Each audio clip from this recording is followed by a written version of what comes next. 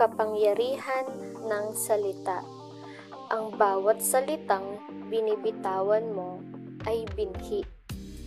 At kung anong uri ng salita, ganun din ang tanim sa puso at isipan mo. Halimbawa, pagkagising mo sa umaga, ano ang unang sinasabi mo sa sarili mo? Nakakatamad, pagod na ako agad. Sana wala akong problema ngayon.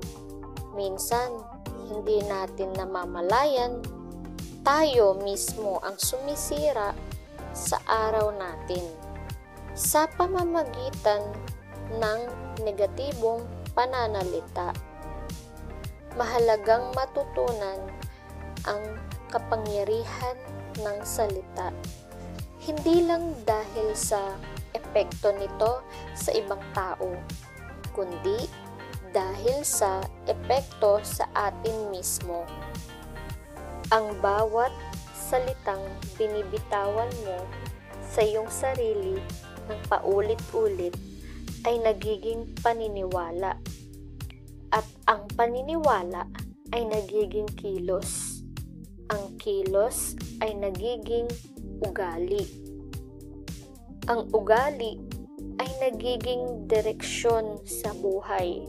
Kaya, mahalaga magsimula ka ng araw sa positibong pananalita mo sa iyong sarili. Halimbawa, kaya ko ito at marami akong mga matututunan ngayon. Kahit may mga pagsubok, pipiliin kong manatiling kalmado. Hindi ito pag-iwas sa realidad. Ito ay pagpili na harapin ang araw-araw na may pag-asa at may paninindigan. Hindi natin hawak ang mangyayari sa labas, pero hawak natin kung paano tayo mag-react.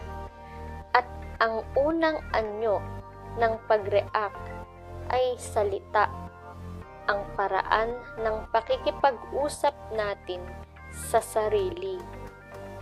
Isipin ito, may taong nalaglag ang in-order niyang pagkain sa restaurant at nagkalat ito sa sahig. Pwede niyang sabihin, tanga talaga ako. O pwede rin niyang sabihin, aksidente lang yun. Sa susunod, mas mag-iingat ako. Parehong sitwasyon, pero ibang salita. Iba ang epekto kapag natutunan mong gumamit ng positibong wika.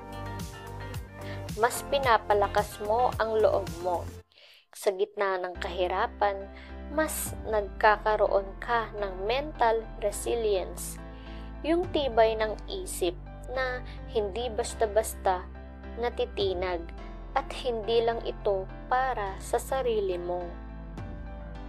Ang positibong salita ay may malaking epekto. Kapag maganda ang sinabi mo sa iba, kahit simpleng ingat ka o proud ako sa'yo, posible itong magligtas ng loob ng taong halos sumuko na.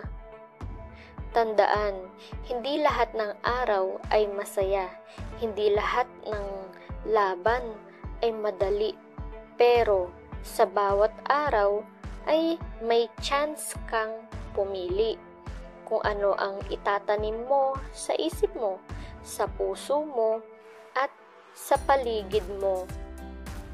Kaya, tanungin mo ang sarili mo, anong salita ang gusto kong marinig sa sarili ko ngayon?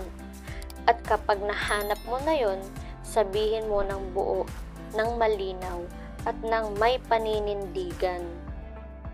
Sa ingay at magulong mundo, ang positibong salita, lalo na kung galing sa sarili mo, ay pwedeng maging liwanag na gagabay sa'yo buong araw.